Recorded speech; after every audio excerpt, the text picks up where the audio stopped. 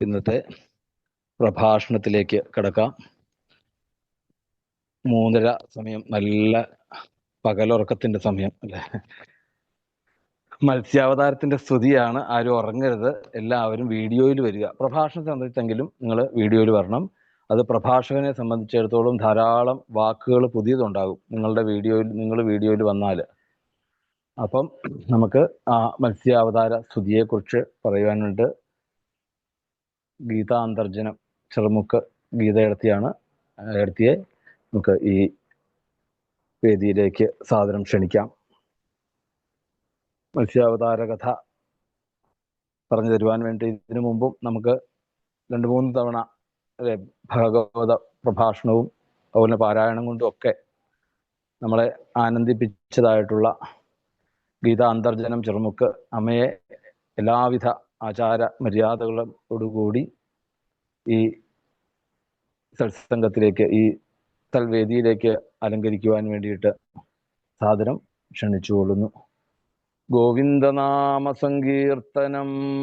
ഗോവിന്ദ ഗോവിന്ദ. നാരായണ നാരായണ ഹരേ രാമ രാമ രാമ ഹരേ ഹരേ, ഹരേ കൃഷ്ണ ഹരേ കൃഷ്ണ കൃഷ്ണ കൃഷ്ണ ഹരേ ഹരേ. നാരായണ നാരായണ നാരായണ നാരായണ നാരായണ നാരായണ നാരായണ നാരായണ നാരായണ നാരായണ നാരായണ നാരായണ നാരായണ നാരായണ. ഗുരു കാരണവന്മാർക്കും എല്ലാ സജ്ജനങ്ങൾക്കും എൻ്റെ വിനീതമായ നമസ്കാരം. ഗംഗണപതയേ നമ, സംസരസ്വത്യേ നമ, ഗുരുഭ്യോ നമ.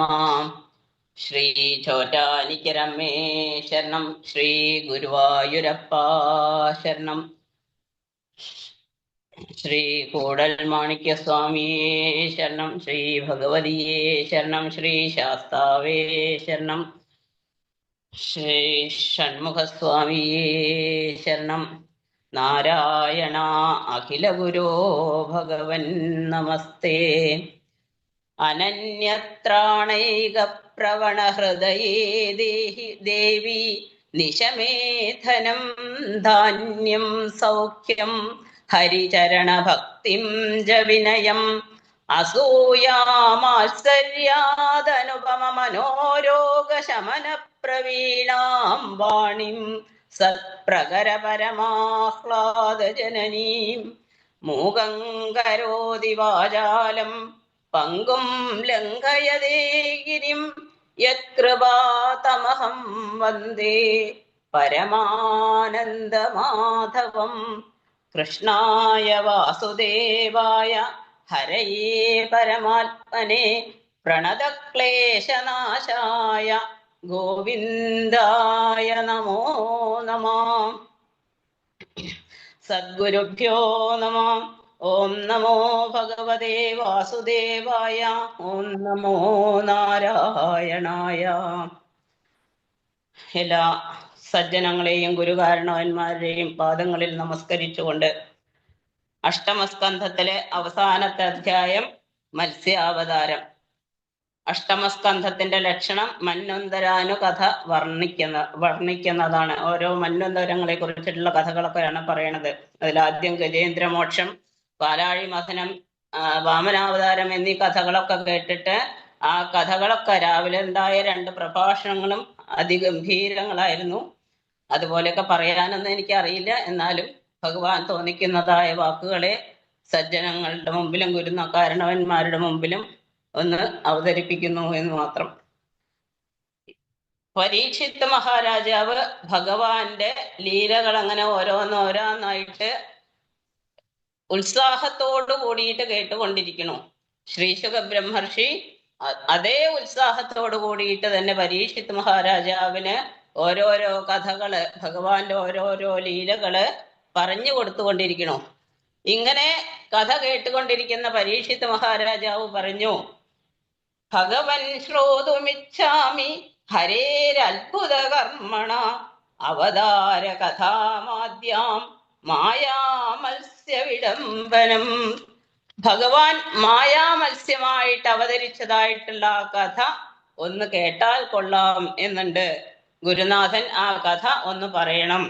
യദർത്ഥമദധാദ്രൂപം മാത്സ്യം ലോകജുഗുപ്സിതം തമ പ്രകൃതി ദുർമർഷം കർമ്മഗ്രസ്ത ഇവേശ്വര. ഈ മത്സ്യം എന്ന് പറയുന്ന ജലജീവി അത് ലോകജുഗുപ്സിതമാണ്. ആൾക്കാരൊക്കെ കുറച്ച് വെറുപ്പോട് കൂടി കാണുന്നതാണ്. അതേ സമയത്ത് തന്നെ അത് തമോ ഗുണപ്രധാനമായിട്ടുള്ളതുമാണ്. അങ്ങനെയുള്ള ഈ മത്സ്യമായിട്ട് ഭഗവാൻ അവതരിക്കാൻ എന്താണ് കാരണം? ആ കഥ ഒന്ന് വിസ്തരിച്ച് കേട്ടാൽ കൊള്ളാമെന്നുണ്ട് എന്ന് പരീക്ഷിത്ത് മഹാരാജാവ് ഗുരുനാഥനോട് കൈകൂപ്പിക്കൊണ്ട് പറഞ്ഞപ്പോ ശുകബ്രഹ്മർഷി ആ കഥ വിസ്തരിച്ച് പരീക്ഷിത്ത് മഹാരാജാവിന് പറഞ്ഞു കൊടുക്കണു. ബ്രഹ്മാവിന്റെ ഒരു കൽപ്പം കഴിഞ്ഞ സമയത്ത്, എന്താണ് ഒരു കൽപ്പം എന്ന് പറയുമ്പോൾ ഒരു പകല്, ബ്രഹ്മാവിന്റെ ഒരു പകലിനാണ് കൽപ്പം എന്ന് പറയുക. അങ്ങനെ ബ്രഹ്മാവിന്റെ ഒരു പകല് കഴിഞ്ഞ സമയത്ത് ബ്രഹ്മാവ് ഉറങ്ങിപ്പോയി. അങ്ങനെ ഉറങ്ങിപ്പോയ സമയത്ത് ഹയഗ്രീവൻ എന്ന് പറയുന്ന ഒരു അസുരൻ വന്നിട്ട് ബ്രഹ്മാവിന്റെ മുഖത്ത് നിന്ന് വേദങ്ങളെയൊക്കെ മോഷ്ടിച്ചു കൊണ്ടുപോയി. ഇത് ഭഗവാന് മനസ്സിലായി. അപ്പൊ അതിനെ വീണ്ടെടുത്ത് കൊടുക്കണം. അതാണ് ഈ മത്സ്യാവതാരത്തിന്റെ ഒരു ഉദ്ദേശം. പിന്നെ അതല്ലാതെ വേറൊരു പരമസാത്വികനായിട്ടുള്ള പരമഭാഗവതനായിട്ടുള്ള സത്യവ്രതൻ എന്നുള്ള ഒരു രാജാവ്, ആ രാജാവിനെ ഒന്ന് അനുഗ്രഹിക്കണം. ഇത് രണ്ടുമാണ് മത്സ്യാവതാരം കഥയിൽ പറയണത്. ഈ ബ്രഹ്മാവ് ഉറങ്ങിയ സമയത്ത്, അതായത് ഒരു കൽപ്പം കഴിഞ്ഞ സമയത്ത് ബ്രഹ്മാവിന് ഉറക്കം വന്നു, ബ്രഹ്മാവ് ഉറങ്ങിപ്പോയി. ആ സമയത്ത് ഹയഗ്രീവൻ എന്നു പേരുള്ള ഒരു അസുരൻ വന്നിട്ട് ബ്രഹ്മാവിന്റെ മുഖത്ത് നിന്ന് ആ വേദങ്ങളെ മുഴുവനും മോഷ്ടിച്ചു കൊണ്ടുപോയി. എന്താണ് ഈ വേദം എന്ന് പറഞ്ഞാല്? വേദം എന്ന് പറഞ്ഞാല് അറിവ്. എന്താണ് അറിവ്? എല്ലാ അറിവും വേദങ്ങളല്ല. ഇപ്പൊ തീയ് തൊട്ടിട്ടുണ്ടെങ്കിൽ കൈ പൊള്ളും, അതൊരു അറിവാണ്, പക്ഷെ അത് വേദമല്ല. ദാഹിക്കുമ്പോ വെള്ളം കുടിക്കണം, അതൊരു അറിവാണ്, പക്ഷെ അത് വേദമല്ല. അങ്ങനെ അപ്പൊ എന്താണ് വേദം എന്ന് ചോദിച്ചാല്, ഏതൊന്നറിഞ്ഞാൽ എല്ലാം അറിയാനായിട്ട് സാധിക്കുമോ അതാണ് വേദം. അപ്പൊ ഏതാണ് ഈ ഏതൊന്ന്? ആ ഒന്ന് എന്ന് പറയുന്നത് ഭഗവാനാണ്. ഭഗവാനെ പറ്റി അറിഞ്ഞു കഴിഞ്ഞാല് ബാക്കി എല്ലാതും അറിയാനായിട്ട് സാധിക്കും.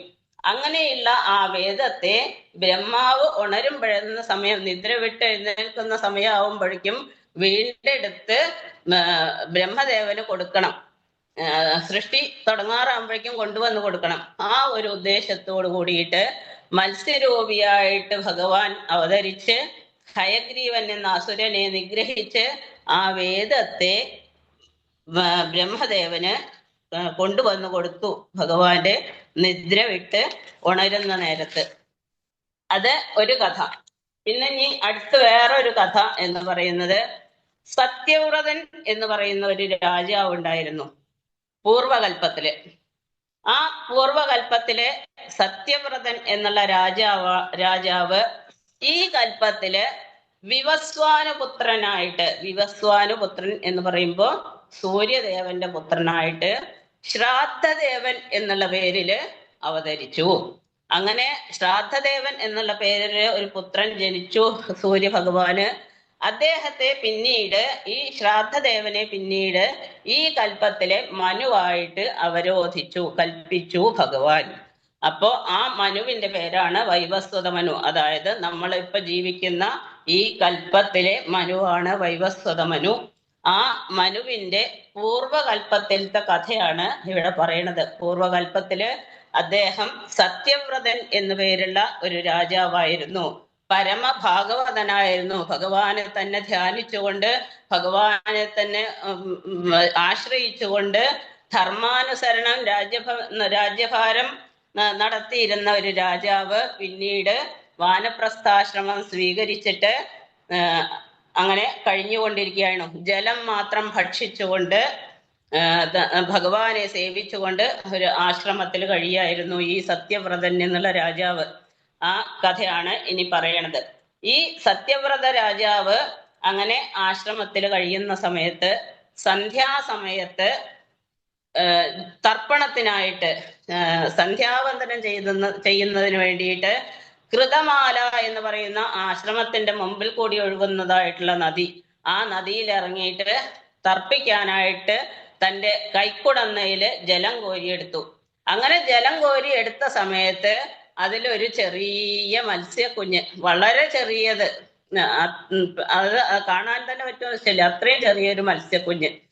അപ്പോ അങ്ങനെ മത്സ്യം ഉള്ള ജലത്തെ തർപ്പിക്കാനായിട്ട് പാടില്ല.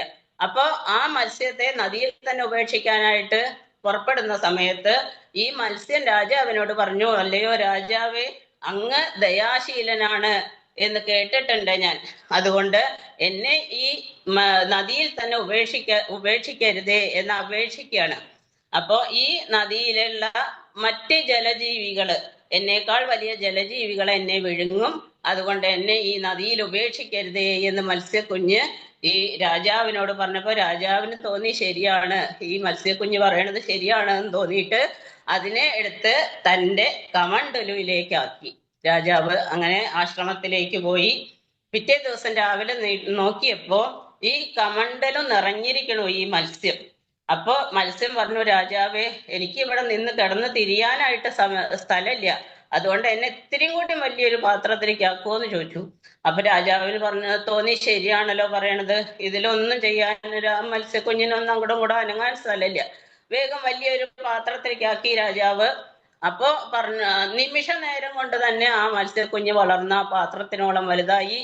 പറഞ്ഞു, എനിക്കിവിടെ കിടക്കാൻ നിവൃത്തിയില്ല, ഇത്തിരിയും കൂടി വലിയൊരു സ്ഥലം വേണമെന്ന് പറഞ്ഞു. അങ്ങനെ ഒരു കുളത്തിൽ കൊണ്ടുപോയിട്ടു. കുളത്തിൽ കൊണ്ടുപോയിട്ടപ്പോഴും ആ മത്സ്യക്കുഞ്ഞ് കുളത്തിനോളം തന്നെ വലുതായി.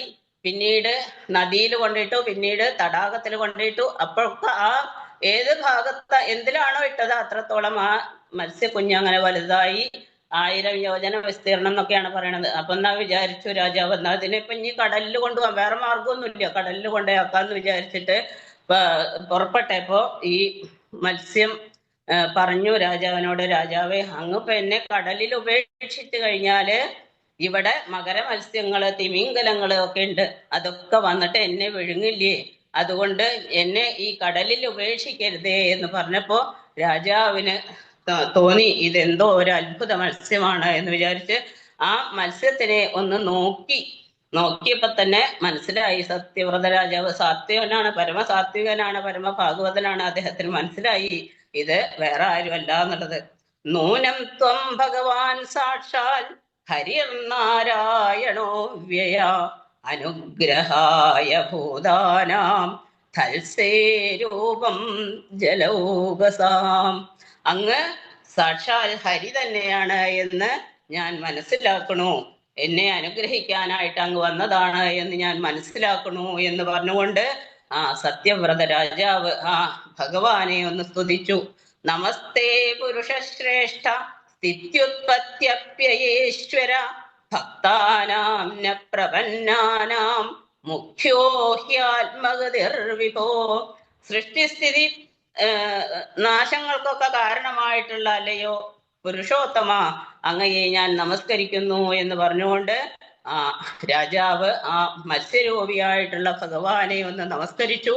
എന്നിട്ട് ഭഗവാനോട് ചോദിച്ചു, അങ്ങ് എന്തിനാണ് ഇപ്പൊ ഇങ്ങനെ ഒരു അവതാരം എടുത്തിട്ടുള്ളത്? എന്തായാലും ഏതെങ്കിലും പ്രാണികളെ രക്ഷിക്കാനായിട്ടാവും എന്നുള്ളതിന് യാതൊരു സംശയവും ഇല്ല. കാരണം അങ്ങയുടെ ഓരോ അവതാരങ്ങളും ഏതെങ്കിലും ജീവികളെ രക്ഷിക്കാനും അനുഗ്രഹിക്കാനും വേണ്ടിയിട്ട് മാത്രമാണ്. അതുകൊണ്ട് അങ്ങ് എന്തിനാണ് ഇപ്പൊ ഈ മത്സ്യമായിട്ട് അവതരിച്ചിട്ടുള്ളത് എന്ന് ഒന്ന് പറഞ്ഞു തന്നാൽ തരക്കേടില്ല. അങ്ങയുടെ ലീലകളൊക്കെ നല്ലതിന് വേണ്ടിയിട്ട് മാത്രമാണ്, ലോകത്തെ അനുഗ്രഹിക്കാൻ വേണ്ടിയിട്ടാണ് എന്നുള്ളത് എനിക്കറിയാം. എന്നാലും അങ്ങ് എന്തിനാണ് ഇപ്പൊ ഇങ്ങനെ ഈ മത്സ്യരൂപത്തെ ധരിച്ചിട്ടുള്ളത് എന്നൊന്ന് പറഞ്ഞു തന്നാലും എന്ന് പറഞ്ഞുകൊണ്ട് രാജാവ് കൈകൂപ്പി നിന്നു. അപ്പോ പറഞ്ഞു, ഭഗവാൻ ആ സത്യവ്രത രാജാവിനോട് പറഞ്ഞു, സപ്തമേദ്യതനാദൂർധ്വമഹന്യേതരിന്ദമ നിമങ്ക്ഷ്യത്യപ്യയാം ബോധൗ ത്രൈലോക്യം ഭുർഭുവാധികം. ഇന്നേക്ക് 7-ാം ദിവസം ഈ കാണുന്ന ഭൂമി, അന്തരീക്ഷം, സ്വർഗം, 3 ലോകങ്ങളും പ്രളയ സമുദ്രത്തിൽ മുങ്ങിപ്പോവും. ഈ 3 ലോകവും പ്രളയജലത്തിൽ മുങ്ങിക്കൊണ്ടിരിക്കുന്ന സമയത്ത് അങ്ങക്ക് അതിവിസ്താരമുള്ളതായിട്ടുള്ള ഒരു കപ്പല് എന്നും പറയണ്ട, തോണി എന്നും പറയണ്ട, എന്തായാലും അത് അങ്ങയുടെ അടുത്തേക്ക് വന്നു ചേരും. അങ്ങ് അതില് ഔഷധികള്, സസ്യങ്ങള്, ബീജങ്ങള്, അങ്ങനെ എല്ലാ വസ്തുക്കളെയും വഹിച്ചുകൊണ്ട് അങ്ങ് ആ കപ്പലിലേക്ക് കയറിക്കോളൂ.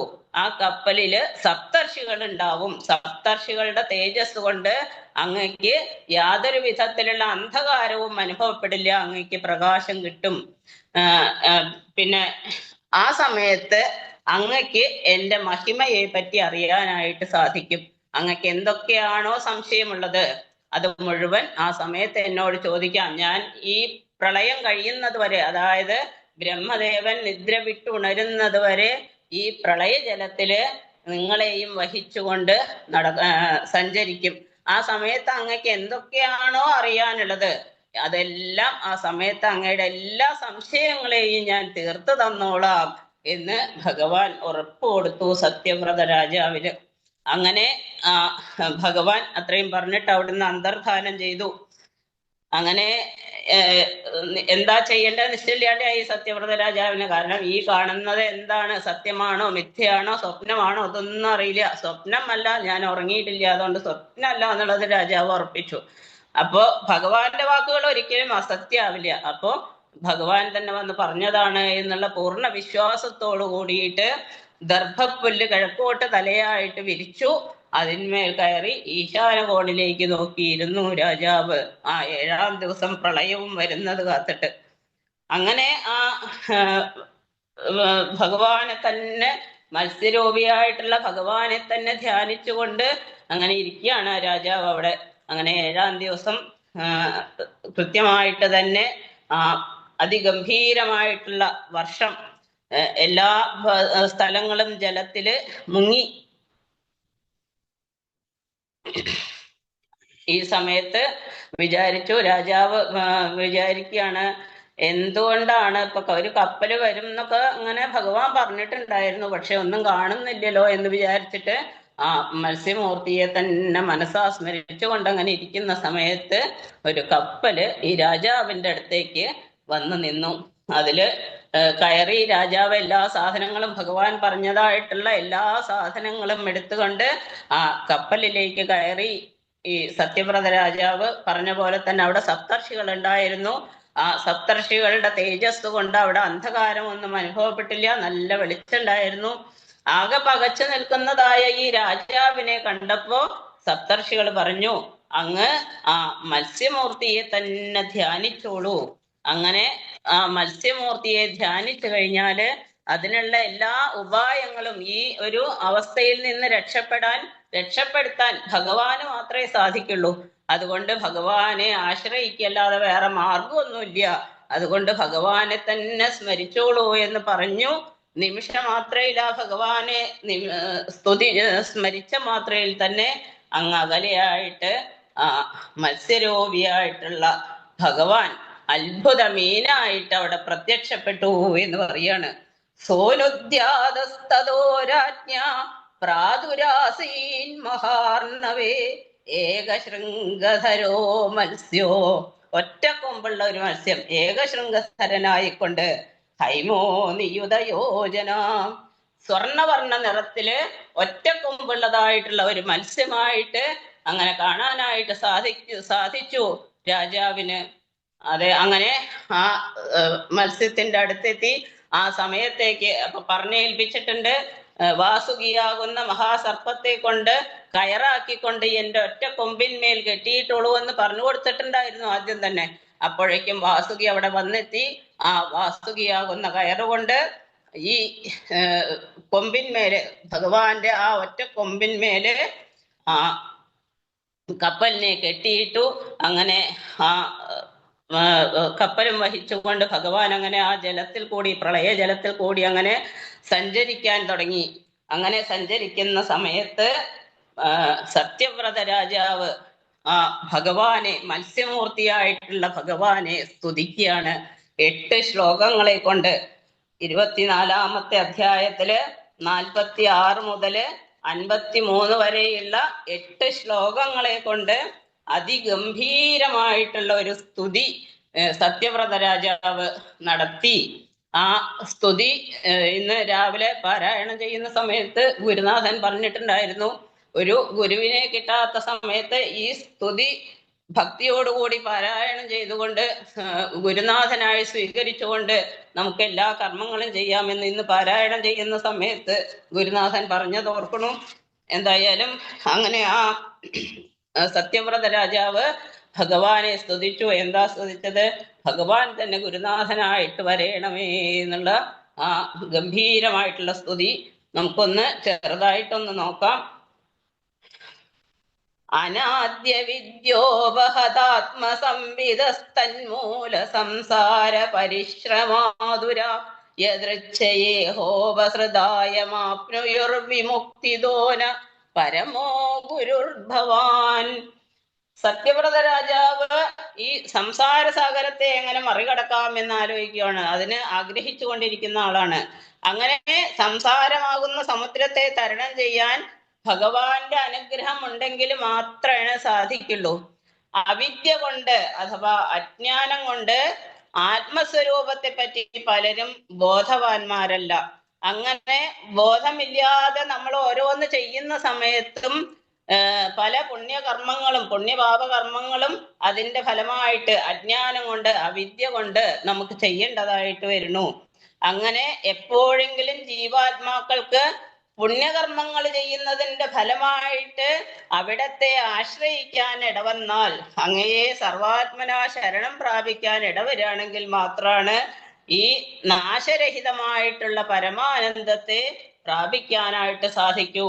അതുകൊണ്ട് അല്ലയോ ഭഗവാനെ, ഈ സംസാര ക്ലേശത്തിൽ നിന്നും കരകയറ്റാൻ അങ്ങ് തന്നെ പരമഗുരുവായിട്ട് ഭവിക്കണമേ എന്ന് പറഞ്ഞുകൊണ്ട് ആ സത്യവ്രത രാജാവ് ഭഗവാനെ ഒന്ന് സ്തുതിച്ച് നമസ്കരിച്ചു. ഇനി അടുത്ത ശ്ലോകത്തിൽ പറയണു, ജനോബുധോയം നിജ കർമ്മബന്ധന സുഖേച്ഛയാ കർമ്മ സമീഹതേ സുഖം യൽ സേവയാതാം വിധുനോത്യസന്മതീം ഗ്രന്ഥിം സഭിന്ദ്യാധ്യ ഹൃദയം സനോ ഗുരു. കർമ്മവാസന കൊണ്ട് ബന്ധനത്തിലായിട്ടുള്ള ജനങ്ങള് അജ്ഞാനം കൊണ്ട് സുഖം കിട്ടും എന്ന് വിചാരിച്ചുകൊണ്ട് പലതരത്തിലുള്ള കർമ്മങ്ങളും ചെയ്യണു. എന്നിട്ട് സുഖം കിട്ടുന്നുണ്ടോ എന്ന് ചോദിച്ചാൽ സുഖം കിട്ടണില്ല. പക്ഷെ ആഗ്രഹിക്കണു സുഖം കിട്ടും, ഇന്ന കർമ്മം ചെയ്താൽ സുഖം കിട്ടും, ഇത് ചെയ്താൽ സുഖം കിട്ടും, അത് ചെയ്താൽ സുഖം കിട്ടും എന്നിങ്ങനെ പല പല തരത്തിലുള്ള കർമ്മങ്ങളും ചെയ്തുകൊണ്ടിരിക്കണു. പക്ഷെ അതുകൊണ്ടൊന്നും സുഖം കിട്ടുന്നില്ല. എന്തുകൊണ്ട് മാത്രമാണ് സുഖത്തിനെ കിട്ടുള്ളൂ? ഭഗവാനെ സേവിച്ചാൽ മാത്രമേ സുഖം കിട്ടുള്ളൂ. പക്ഷെ അജ്ഞാനം കൊണ്ട് അതൊന്നും ആരും ചിന്തിക്കണില്ല. അങ്ങയെ പാദസേവ ചെയ്തുകൊണ്ട് കർമ്മവാസന രൂപമായിട്ടുള്ള ഹൃദയഗ്രന്ഥിയെ നശിപ്പിക്കാൻ അങ്ങ് തന്നെ ഗുരുവായിട്ട് ഭവിക്കണമേ, അങ്ങയെ ഗുരുവായി വരിക്കുന്നു എന്ന് പറഞ്ഞു അടുത്ത ശ്ലോകത്തില്. പിന്നീട് 48-ാമത്തെ ശ്ലോകത്തിൽ പറയുന്നു, യൽ സേവയാഗ്നേരിവരുദ്രരോദനം പുമാൻ വിജഹ്യാൻ മലമാത്മനസ്തമാ ഭജേതവർണം നിജമേഷ സോവ്യയോ ഭൂയാത് സൈഷ പരമോ ഗുരുർഗുരു. യൽ സേവയാ ആഗ്നേരിവ രുദ്രരോദനം. രുദ്രരോദനം എന്നിവിടെ പറയുമ്പോ അതിനർത്ഥം സ്വർണവും വെള്ളിയും എന്നുള്ളതാണ്. എന്തുകൊണ്ടാണ് ഈ രുദ്രരോദനം എന്നുള്ള പേര് ഈ സ്വർണത്തിനും വെള്ളിക്കും വന്നത് എന്നാണെങ്കിൽ, ശ്രീരുദ്രന്റെ കണ്ണിൽ നിന്ന് 2 കണ്ണുനീര് വീണു അത്രേ ഭൂമിയില്. അങ്ങനെ ഭൂമിയിൽ വീണതായ കണ്ണുനീരിന്റെ ഒരു തുള്ളി സ്വർണമായിട്ടും ഒരു തുള്ളി വെള്ളിയായിട്ടും മാറി എന്ന് പറയുന്നു. അങ്ങനെയാണ് ഈ സ്വർണത്തിനും വെള്ളിക്കും രുദ്രരോദനം എന്നുള്ള പേരുണ്ടായത്. അങ്ങനെ ഉള്ളതായ ആ വെള്ളി ആയാലും രണ്ട് നല്ല തിളക്കമുള്ള ലോഹങ്ങളാണ്. അങ്ങനെയുള്ള ആ ലോഹം എങ്ങനെയാണ് ഇങ്ങനെ തിളങ്ങണത്? അതിന്റെ ചെളി മുഴുവൻ കളഞ്ഞിട്ട്. എങ്ങനെയാണ് ചെളി കളയണത്? ആ അഗ്നിയിലിട്ട് ഊതി പഴുപ്പിച്ച് സ്ഫുടം ചെയ്തെടുക്കുമ്പോഴാണ് അത് തിളക്കമുള്ളതായിട്ട് മാറണത്. അപ്പോ അങ്ങനെയുള്ള ആ സ്വർണവും വെള്ളിയും അങ്ങനെ തിളങ്ങാൻ കാരണം അതിന്റെ ചെളി പോകൊണ്ടാണ്. അതേപോലെ മനുഷ്യന്റെ ഉള്ളിലുള്ള അജ്ഞാനത്തെ മാറ്റിയിട്ട് ജ്ഞാനത്തെ പ്രദാനം ചെയ്തു കഴിഞ്ഞാല്, ജ്ഞാനം ഉണ്ടായി കഴിഞ്ഞാല് ആ മനസ്സിന്റെ ഉള്ളിലുള്ള മാലിന്യങ്ങൾ മുഴുവൻ പോവാനായിട്ട് സാധിക്കും. അത് കളയാനായിട്ട് ഭഗവാന്റെ അനുഗ്രഹം ഉണ്ടെങ്കിൽ മാത്രമേ അത് സാധിക്കുള്ളൂ. അതുകൊണ്ട് ഭഗവാനെ ഈ മനസ്സിന്റെ ചളി മുഴുവൻ പോയി ആ തിളക്കം വരാനായിട്ട്, ചിത്തം ശുദ്ധിയാവാനായിട്ട് അങ്ങയുടെ അങ്ങ് വഴി കാണിച്ചു തരണം. അതിന് അങ്ങയെ ഗുരുവായിട്ട് സ്വീകരിക്കണു എന്ന് പറഞ്ഞു രാജാവ് ഒന്നുകൂടി നമസ്കരിച്ചു. ഇനി പറയണു, യത് പ്രസാദായുധ ഭാഗലേശമന്യേ ച ദേവാ ഗുരവോ ജനാസ്വയം കർത്തും സമേതാ പ്രഭവന്തി പുംസസ്തമീശ്വരം ത്വാം ശരണം പ്രപദ്യേ. ഏതൊരു ഗുരുവിനെ സ്വീകരിച്ചാലും അവരുടെയൊക്കെ അനുഗ്രഹം അങ്ങയുടെ അനുഗ്രഹത്തിന്റെ 10,000-ൽ ഒരംശം മാത്രമേ ആവുള്ളൂ. അതുകൊണ്ട് അങ്ങയെ ഞങ്ങൾ ഗുരുവായിട്ട് ശരണം പ്രാപിക്കുന്നു, അങ്ങയുടെ പാദാരവിന്ദങ്ങളെ ശരണം പ്രാപിക്കണു എന്ന് പറഞ്ഞു. അതിനെ ഉറപ്പിക്കാനായിട്ട് അടുത്ത ശ്ലോകത്തിൽ പറയണു, അജക്ഷുരന്ധസ്യ യഥാഗ്രണീകൃതസ്തഥാ ജനസ്യാ വിദുഷോ ബുധോ ഗുരു ത്വമർക്കദൃക് സർവദൃശാം സമീക്ഷണോ വൃതോ ഗുരുർന സ്വഗതിം ബുഭുൽസതാം. ഒരു അന്ധൻ മറ്റൊരന്ധനോട് വഴി ചോദിക്കണു. അങ്ങനെ വഴി ചോദിക്കുമ്പോ ആ അന്ധൻ ഈ ആൾക്ക്, കണ്ണ് കാണാത്ത ഒരാള് മറ്റൊരു കണ്ണ് കാണാത്ത ഒരാളേക്ക് വഴി കാണിച്ചു കൊടുത്താൽ എങ്ങനെ ഇരിക്കും? രണ്ടുപേരും ഏതെങ്കിലും അപകടത്തിൽ ചെന്ന് ചാടും, ഏതെങ്കിലും ഒരു കുഴിയിൽ ചെന്ന് ചാടും, അത് ഉറപ്പാണ്. അങ്ങനെ വരാതിരിക്കാൻ അങ്ങയെ ശരണം പ്രാപിക്കണു. ത്വമർക്കദൃക് സർവദൃശാം സമീക്ഷണോ, അങ്ങ് സ്വയം പ്രകാശിക്കുന്ന ആളാണ്, ഒപ്പം മറ്റുള്ളവരെ പ്രകാശിപ്പിക്കുന്നതും അങ്ങ് തന്നെയാണ്. അതുകൊണ്ട് ഭഗവാനെ അങ്ങയെ ഗുരുവായിട്ട് ഞങ്ങൾ വരിക്കുന്നു എന്ന് പറഞ്ഞു. എന്നിട്ട് പറഞ്ഞു,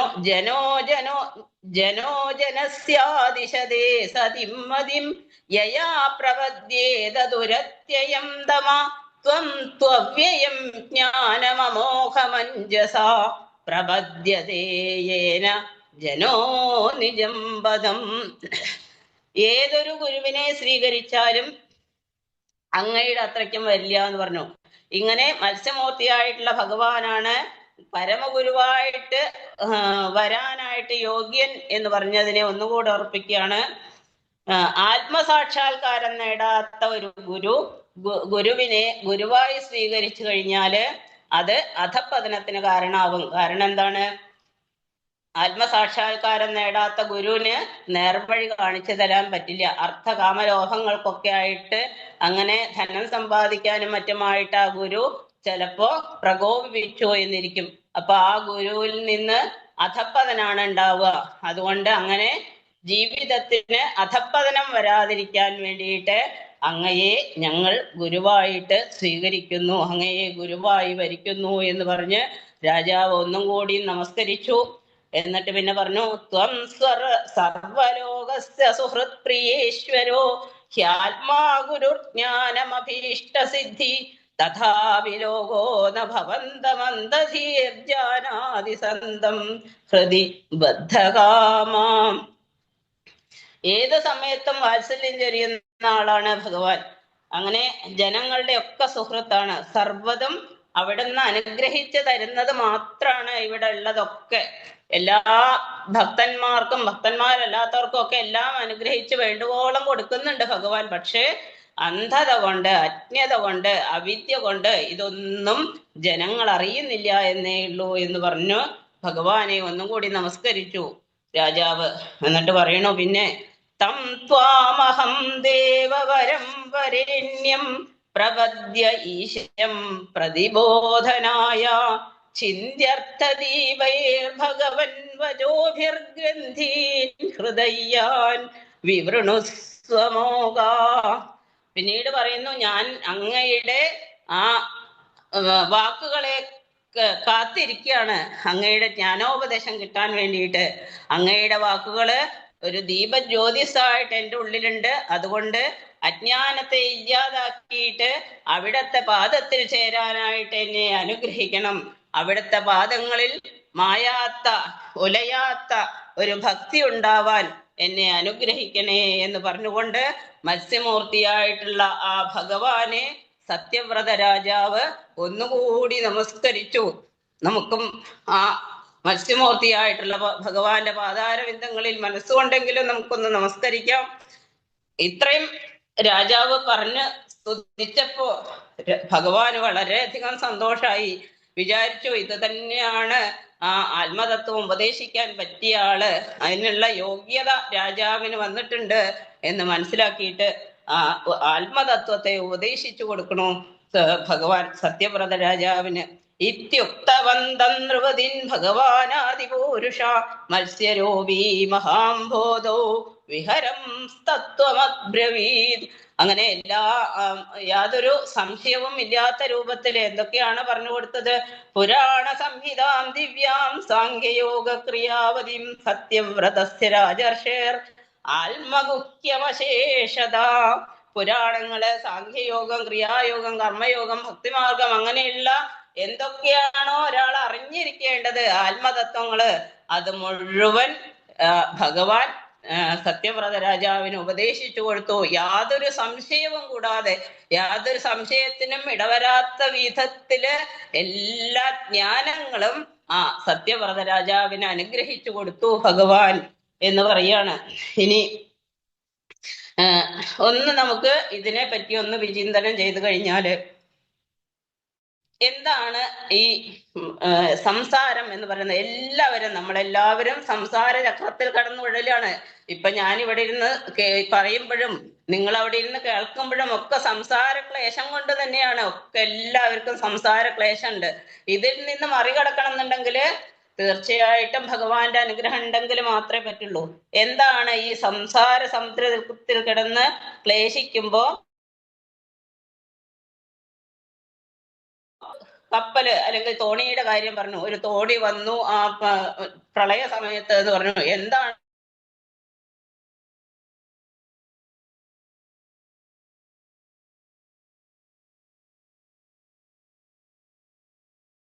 ാലും ഏത് ലീലകളാണെങ്കിലും അവസാനം ചുറ്റിപ്പറ്റി അവനവനിലേക്ക് തന്നെ എത്തിച്ചേരും എല്ലാ കഥകളും എന്ന് ഒന്നുകൂടി ഇവിടെ ഉറപ്പിക്കണു ഭഗവാൻ. ആ തോണി എന്ന് പറയുന്നത് നമ്മുടെ ശരീരം തന്നെയാണ്. പിന്നെ അതിലുള്ള ഔഷധങ്ങള്, സസ്യങ്ങള്, അങ്ങനെയുള്ള കുറെ സാധനങ്ങൾ കയറ്റി എന്ന് പറഞ്ഞല്ലോ, അത് നമ്മുടെ ഉള്ളിലേക്ക് നിറച്ചതായ വിദ്യ, അവിദ്യ, ജ്ഞാനം, അജ്ഞാനം, അങ്ങനെയുള്ള സകല വസ്തുക്കളും നമ്മുടെ ഉള്ളിൽ തന്നെ ഉണ്ട്. ആ വിദ്യ അജ്ഞാനം കൊണ്ട് നമുക്കതൊന്നും വേണ്ട വിധത്തില്, വേണ്ട രൂപത്തില്, വേണ്ട സ്ഥലത്ത്, വേണ്ട സമയത്ത് പ്രവർത്തിപ്പിക്കാനായിട്ട് സാധിക്കണില്ല. അതാണ് അവിദ്യ. അവിദ്യ കൊണ്ടാണ് നമുക്കത് സാധിക്കാത്തത്. ജ്ഞാനം ഉള്ളിലുണ്ടെങ്കിൽ നമുക്ക് വേണ്ടത് വേണ്ട സമയത്ത് തോന്നും. അതില്ലാത്തത് കൊണ്ടാണ് നമുക്ക് ഇത് വേണ്ട വിധത്തിലൊന്നും തോന്നാതിരിക്കണത്. അങ്ങനെ ആ അജ്ഞാനം നീങ്ങണം എന്നുണ്ടെങ്കിൽ നമ്മൾ എന്താ ചെയ്യേണ്ടത്? ഭഗവാനെ സേവിക്കുക. ഭഗവാനെ സേവിക്കലല്ലാതെ അജ്ഞാനം നീങ്ങാനായിട്ട് വേറെ ഒരു വഴിയില്ല. അങ്ങനെ ഒരു ഷോർട്ട് കട്ട് ഒന്നും അതിനില്ല. ഭഗവാനെ ആശ്രയിക്കുക, ഭഗവാനെ സേവിക്കുക, അത് മാത്രമാണ് അതിനൊരു മാർഗമുള്ളൂ. നമ്മള് കഴിഞ്ഞ ജന്മത്തിൽ എന്തായിരുന്നു എന്നുള്ളതിനെ പറ്റി നമുക്ക് യാതൊരു ധാരണയില്ല. നമുക്ക് അറിയില്ല നമ്മൾ കഴിഞ്ഞ ജന്മത്തിൽ എന്തായിരുന്നു, ആരായിരുന്നു, എവിടെയായിരുന്നു, എങ്ങനെയായിരുന്നു, ഇതൊന്നും നമുക്കറിയില്ല. ഇനിയിപ്പോ വരാൻ പോണ ജന്മത്തില് അതെന്താവും എന്നുള്ളതിന് നമുക്ക് വല്ല ധാരണയുണ്ടോ? നമുക്ക് ആരും പോയവര് തിരിച്ചു വന്നവരില്ല. തിരിച്ചു വന്നിട്ടുണ്ട് പല രൂപത്തിലും വേഷം മാറിയിട്ടൊക്കെ. പക്ഷെ അല്ലാതെ ഒരാളും ഞാൻ കഴിഞ്ഞ ജന്മത്തിൽ ഇന്നതായിരുന്നു, ഇവിടെ ആയിരുന്നു, ഇന്ന സ്ഥലത്തായിരുന്നു എന്നൊന്നും പറഞ്ഞാൽ ആരും തിരിച്ചു വന്നിട്ടില്ല. അതിന് കഴിയൂല. അപ്പൊ ഇനി വരാൻ പോണ ജന്മം എന്താണ് എന്നുള്ളതിനെ പറ്റിയിട്ട് നമുക്ക് യാതൊരു ധാരണയില്ല. അപ്പൊ നമ്മൾ എന്താണ് ചെയ്യേണ്ടത്? ഇപ്പൊ നമുക്ക് ദുർലഭമായിട്ട് നമുക്ക് അനേകം സൽക്കർമ്മങ്ങൾ ചെയ്തതിന്റെ ഫലമായിട്ടാണ് നമുക്കൊരു മനുഷ്യജന്മം കിട്ടിയിട്ടുള്ളത്. ആ കിട്ടിയ മനുഷ്യജന്മത്തെ നമ്മള് വേണ്ട വിധത്തിൽ ഉപയോഗിക്കുക. എങ്ങനെയാണ് വേണ്ട വിധത്തിൽ ഉപയോഗിക്കുക? ഭഗവത് സേവ ചെയ്യുക, ഭഗവത് ആരാധന ചെയ്യുക, ഭഗവാനെ സ്മരിക്കുക, ഭഗവാനെ സേവിക്കുക. അതിനു വേണ്ടിയിട്ട് നമ്മൾ കുറച്ച് സമയമെങ്കിലും എല്ലാ ദിവസങ്ങളിലും നമ്മൾ മാറ്റിവെക്കണം. എന്നാൽ മാത്രമേ സൽഗതി ഉണ്ടാവുള്ളൂ. അങ്ങനെ ചെയ്യാൻ സാധിച്ചാൽ നമുക്ക് ആ ചിത്തം ശുദ്ധമായിട്ട് നിത്യാനന്ദം അനുഭവിക്കാനായിട്ട് സാധിക്കും, ഭഗവത് പാദത്തിൽ എത്താൻ സാധിക്കും. അങ്ങനെ ഭഗവത് പാദത്തിൽ എത്തിക്കഴിഞ്ഞാൽ പിന്നെ ഒന്നുമില്ല, പിന്നെ അവിടെ ആനന്ദം മാത്രം, ആനന്ദം ആനന്ദം ആനന്ദം, വേറൊന്നും അവിടെ ഇല്ല.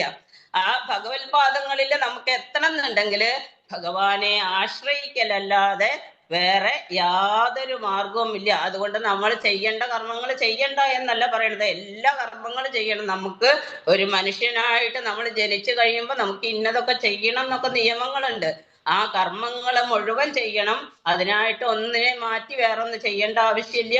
പക്ഷെ ആ ചെയ്യുന്ന കർമ്മങ്ങള് ഭഗവാന്റെ ഇച്ഛയാണ് എന്ന് വിചാരിച്ചുകൊണ്ട്, ഭഗവാനെ സ്മരിച്ചുകൊണ്ട്, ഭഗവാനിൽ സമർപ്പിച്ചുകൊണ്ട് ചെയ്യാനായിട്ട് സാധിച്ചു കഴിഞ്ഞാല് യാതൊരു സംശയമില്ല, ഭഗവാന്റെ അനുഗ്രഹം തീർച്ചയായിട്ടും കിട്ടും.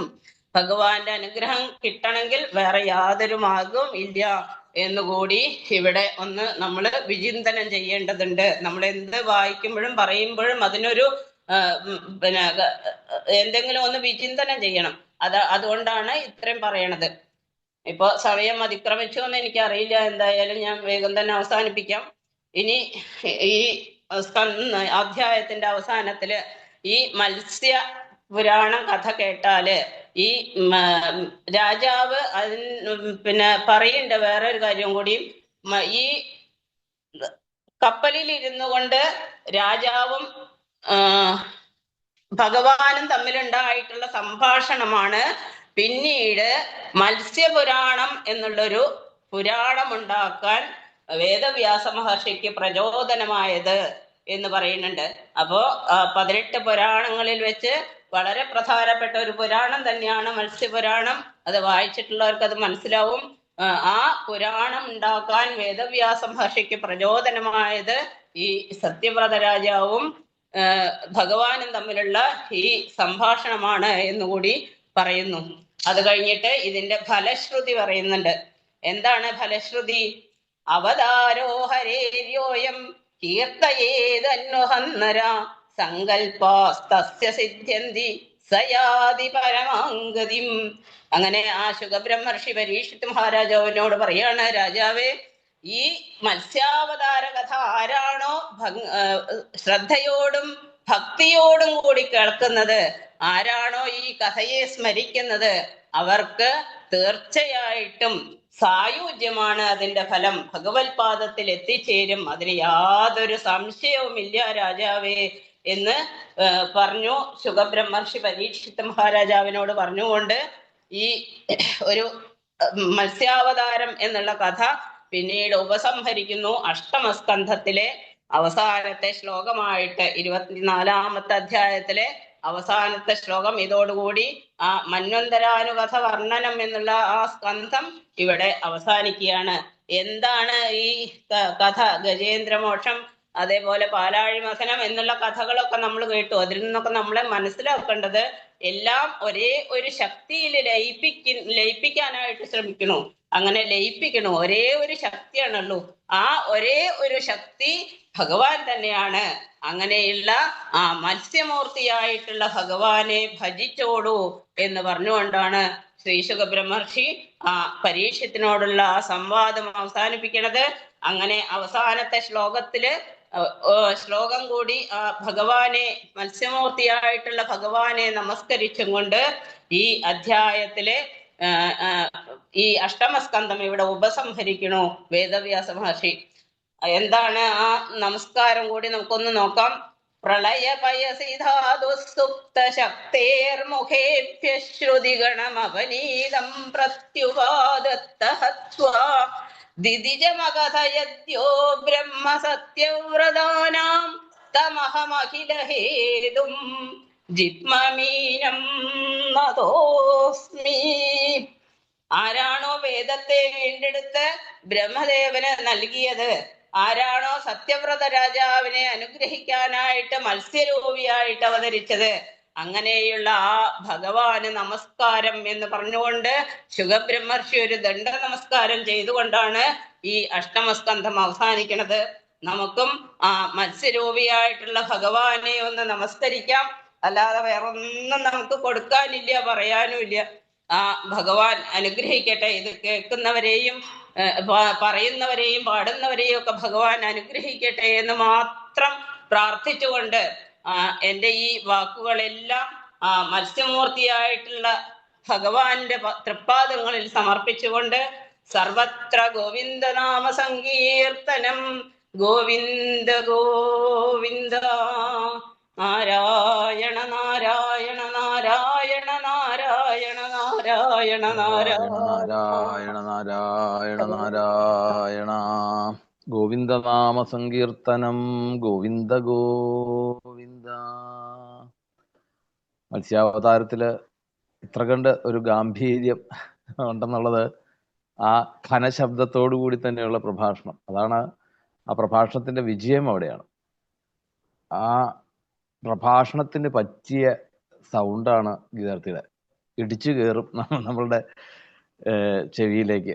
എന്തായാലും ഗംഭീരം എന്ന് പറയാൻ ഗംഭീരം എന്ന് പറയാതിരിക്കാൻ പറ്റില്ല. കാരണം ഇന്നലെ നളിനി ഗോപാലൻകുട്ടിയായിരുന്നു അമ്മയായിരുന്നെങ്കിൽ ഇന്ന് ഗീതാർത്ഥിയാണ് ആ സ്ഥാനത്ത് നമ്മളെ പ്രചോദനം, അല്ലേ?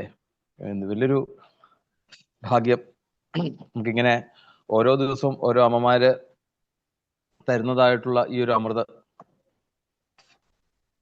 ആ മത്സ്യമൂർത്തിയുടെ സ്തുതിക്ക് അത്ര കണ്ട് പ്രാധാന്യമുണ്ട് ഭാഗവതത്തിൽ. ഭാഗവത സപ്താഹവേദികളിലൊന്നും ഇത് പോലുമില്ല. അങ്ങനെ മത്സ്യാവതാരം കഴിഞ്ഞു നേരെ കൃഷ്ണാവതാരത്തിലോട്ടുള്ള ഓട്ടാണ്. മത്സ്യാവതാരം ഒന്നും അറിയൽ പോലും കാണുകയില്ല ചിലപ്പം. അപ്പൊ അതുകൊണ്ടാണ് നമ്മളിങ്ങനെയുള്ള സ്തുതികൾ മാത്രമൊക്കെ എടുക്കുമ്പോൾ നമുക്ക് ഇങ്ങനെ ആനന്ദിക്കാൻ സാധിക്കും. അപ്പൊ മത്സ്യാവതാരമൊക്കെ ഇത്ര വിസ്തരിച്ച് സത്രത്തിൽ പറയലുണ്ടാവുമായിരിക്കും, ഇല്ലെന്ന് പറയുന്നില്ല. എന്നാ ഒരധ്യായം ഉള്ളു താനും, പറയരുതോ? പറയുകയൊക്കെ ചെയ്യാം, പക്ഷെ സമയമില്ല. കൃഷ്ണാവതാരത്തിലേക്ക് എത്തണ്ടേ. പിന്നെ രാമായണം പറയണം, പരശുരാമൻ പറയണം. ഇതൊക്കെ പറയുമ്പോഴത്തേക്കും മത്സ്യാവതാരമൊക്കെ ഏറ്റവും പുറകെ കിടക്കും. പക്ഷെ അതല്ല, മത്സ്യാവതാരത്തിന് ഇത്ര കണ്ട് പ്രാധാന്യം ഉണ്ടെന്നുള്ളത് നമുക്കും അതിൽ എന്താണ് ഇതിനകത്ത് ഏറ്റവും പ്രധാനം ഇതാണ്. ഭഗവാൻ ആണ് ഗുരുനാഥൻ എന്ന് കാണിച്ചു തരുന്നതാണ്. ഗുരുനാഥൻ എന്ന് പറയുന്നത് ഭഗവാനേ ഉള്ളൂ അവിടെ. മറ്റതൊക്കെ നമ്മളെ പോലെ ഇപ്പൊ നേരത്തെ പറഞ്ഞില്ലേ, ഒരു അന്ധന് വഴി കാണിച്ചു കൊടുക്കാൻ പറ്റുമോ? ഇല്ല. അപ്പൊ നമ്മളെ പോലെ മാംസചക്ഷുക്കളായിട്ടുള്ള ഒരാളിൽ നിന്ന് ഗുരുനാഥനായിട്ട് നമ്മൾ സ്വീകരിച്ചു എങ്കിൽ പോലും അതൊക്കെ നിമിത്തമേ ആവുന്നുള്ളൂ. അതിലൂടെ വരുന്ന അറിവാണ് ഗുരുത്വം എന്ന് പറയുന്നത്. അത് എവിടുന്നേ ഉള്ളൂ? ഈശ്വരനിൽ നിന്ന് വരുന്ന അറിവാണ്. അതിലിപ്പോ ഇനിയിപ്പം വാമന ചരിത്രത്തിലും ഈ ഗുരുനാഥന്റെ കാര്യം തന്നെ അവിടെയും പറയുന്നത്. അവിടെ പറയുന്നുണ്ടല്ലോ, ശുക്രാചാര്യരോട് പറയുന്നത്, അങ്ങനെ സത്യം പരം ധീമഹി എന്ന് പറഞ്ഞപ്പോ ഞാൻ സമ്മതിച്ചു, അന്ന് ഞാൻ അങ്ങനെ നമസ്കരിച്ചു. പക്ഷെ ഇപ്പൊ എനിക്ക് നമസ്കരിക്കാൻ പറ്റിയല്ല, അല്ലെ? അവിടെ പറയുന്നുണ്ടല്ലോ, എന്താ ഈ നർമ്മവിവാഹേജ വൃത്യർത്ഥേ പ്രാണസങ്കട എന്ന് പറയുന്നുണ്ടല്ലോ. അത് പറയുന്നിടത്ത് മാത്രം പൊന്ന് ഗുരുനാഥ അത് സ്വീകരിക്കാൻ കുറച്ച് ബുദ്ധിമുട്ടാണ്. കാരണം അങ്ങ് എന്നെ പഠിപ്പിച്ചിരിക്കുന്നതല്ല, നേരെ തിരിച്ചാ എന്നെ പഠിപ്പിച്ചിരിക്കുന്നത്. പക്ഷെ ഈ ഒരു വാക്ക് കേൾക്കാൻ വേണ്ടിയാണ് ശുക്രാചാര്യര് അതൊന്ന് പറഞ്ഞു, ഒന്ന് ഏവം പരീക്ഷതാ ധർമ്മം, അല്ലെ? അപ്പം ആ ഗുരുനാഥന്റെ മഹത്വം പറയുന്ന ശ്ലോകങ്ങളാണ്, അധ്യായങ്ങളാണെന്ന് വേണേൽ പറയാം. 4 പ്രകരണം, അല്ലെ? ഗജേന്ദ്രനാണേലും പാലാഴിമഥനും അത് തന്നെയാണല്ലോ, ദുർവാസാവിന്റെ ശാപം പറയുകയാണെങ്കിൽ. അപ്പം ഗുരുത്വത്തിന് ഇതാണ് ശരിക്കും പാലാഴിമഥനം. എന്തായാലും ഗീതാർത്ഥിയുടെ ഗംഭീരമായിട്ടുള്ള ഒരു പ്രഭാഷണം ഇന്ന് ശരിക്കും ഒരു പ്രചോദനമായി. ഇനി മത്സ്യാവതാരം ഒന്ന് വിസ്തരിച്ച് നോക്കണം എത്രയൊക്കെ ഉണ്ടല്ലോ എന്നുള്ള അറിഞ്ഞപ്പോ. എന്തായാലും നല്ലൊരു അറിവായി. ആ പാദങ്ങളിൽ വീണ് നമസ്കരിക്കുന്നു. ഭാഗവത കുടുംബത്തിലെ എല്ലാവരും ആ പാദങ്ങൾ ഇനിയും ഇടത്തേക്ക് പാടാനും അതുപോലെ ഭാഗവതം വായിക്കാനും. ഭാഗവത പാരായണാണേലും അതെ, ഗംഭീരമാണ് പാരായണം. കഴിഞ്ഞ ദിവസം മഹാത്മ്യം ഞാൻ കഴിഞ്ഞപ്പോൾ തന്നെ പറഞ്ഞു, 6ാമത്തെ അധ്യായം വായിച്ചു, 100 ശ്ലോകമുള്ള ആ അധ്യായം വായിച്ചത് ഗംഭീരമായിട്ട് വായിക്കുകയും ചെയ്യും. അതൊക്കെ ഈ ഭഗവാൻ കൊടുത്തിട്ടുള്ള ശബ്ദത്തിന്റെ മഹാത്മ്യമാണ്. എന്തായാലും അതിലൊക്കെ ഉപരി ഇതൊന്നും അല്ല ശരിക്കും, അല്ലെ? ഇതൊക്കെ എന്താ എൽക്കിഞ്ചിൽ പൗരുഷം പുംസാം മേനെ കൃഷ്ണാമി ഗംഭീരം എന്ന് പറയല്ലേ, അത്രേ ഉള്ളൂ. ഇനി എന്ത് ശബ്ദം ഉണ്ടായിട്ടുള്ള കാര്യം, എത്ര ഇതുണ്ടായിട്ടുള്ള കാര്യം, ഭഗവാന്റെ കാരുണ്യം, അത് ആ ഒരു ഉള്ളിൽ ഭക്തി ഉള്ളതുകൊണ്ടാണ് ഇതൊക്കെ മറ്റുള്ളവരിൽ അനുഭവപ്പെടുത്താൻ സാധിക്കുന്നത്. അതുകൊണ്ടാണ് ആ ഒരു ഭക്തി ഗുരുവായൂരപ്പൻ ഇനി ഒട്ടും കുറയ്ക്കാതെ അത് നിറച്ച് ഗീതാർത്ഥിക്ക് കൊടുക്കട്ടെ എന്ന് പ്രാർത്ഥിച്ചുകൊണ്ട് ഇവിടെ നമുക്ക് അവസാനിപ്പിക്കാം.